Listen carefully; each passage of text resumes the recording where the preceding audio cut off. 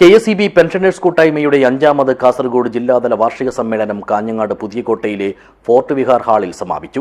സംഘടനയുടെ സംസ്ഥാന പ്രസിഡന്റ് മുഹമ്മദ് അലി റാവുത്തർ സമ്മേളനം ഉദ്ഘാടനം ചെയ്തു. ദിസ് ന്യൂസ് സ്പോൺസർഡ് ബൈ ഉയർന്ന ഗുണനിലവാരം, തികഞ്ഞ വിശ്വസ്തത, ജനതാ പാൽ.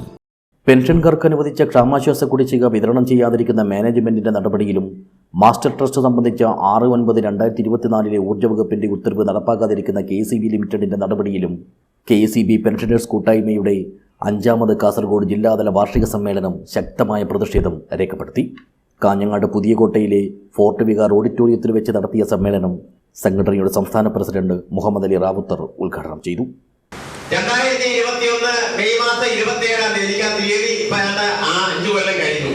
ആ തീയതി ഇപ്പോഴും 5 കൊല്ലം ആകുന്നു. എനിക്ക് മറക്കാൻ പറ്റില്ല. കാരണം ഞാൻ തന്നെ എൻ്റെ വീട്ടിലിരിക്കുമ്പോൾ ചില സുഹൃത്തുക്കൾ വൈദ്യുതി ഭവനിൽ എന്നോടൊപ്പം വർക്ക് ചെയ്യുന്ന, പിന്നീട് ഉന്നത പദവിയിൽ എത്തിയിട്ടുള്ള മാസ്റ്റർ ട്രസ്റ്റുമായി ബന്ധപ്പെട്ടുള്ള കാര്യങ്ങളൊക്കെ വിളിച്ച് പറയുകയാണ്, സാറേ ഇങ്ങനെ പോയാൽ സാറിന്റെയും എന്റെയും ഭാവിയിൽ ഉണ്ടായിരുന്ന എന്റെയും 40,000-ഓളം അന്ന് 36,000-ഓളം വരുന്ന പെൻഷൻകാരുടെ ഭാവി വെള്ളത്തിലാകുകയാണ്.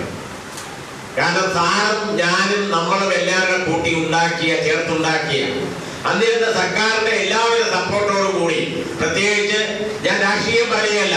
ചടങ്ങിൽ ജില്ലാ പ്രസിഡന്റ് രാജൻ മുടിക്കാനം അധ്യക്ഷനായി. മുൻ സംസ്ഥാന പ്രസിഡന്റ് ജെയിംസ് എം ഡേവിഡ് മുഖ്യപ്രഭാഷണം നടത്തി. സംസ്ഥാന വൈസ് പ്രസിഡന്റ് ജോസഫ് കളരിമുറിയിൽ, സംസ്ഥാന സെക്രട്ടറി CK മനോജ് എന്നിവരും സംസാരിച്ചു. ജില്ലാ സെക്രട്ടറി KV സുരേശൻ സ്വാഗതവും ജില്ലാ ജോയിന്റ് സെക്രട്ടറി M ബാലചന്ദ്രൻ നന്ദിയും പറഞ്ഞു. ജില്ലാ കമ്മിറ്റിയുടെ പുതിയ പ്രസിഡന്റായി രാജൻ മുടിക്കാനത്തെയും സെക്രട്ടറിയായി K സുനിൽകുമാറിനെയും ട്രഷററായി U ആനന്ദിനെയും തെരഞ്ഞെടുത്തു.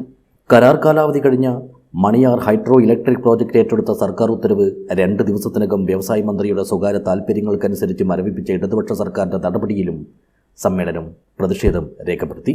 News bureau, Kanhangad.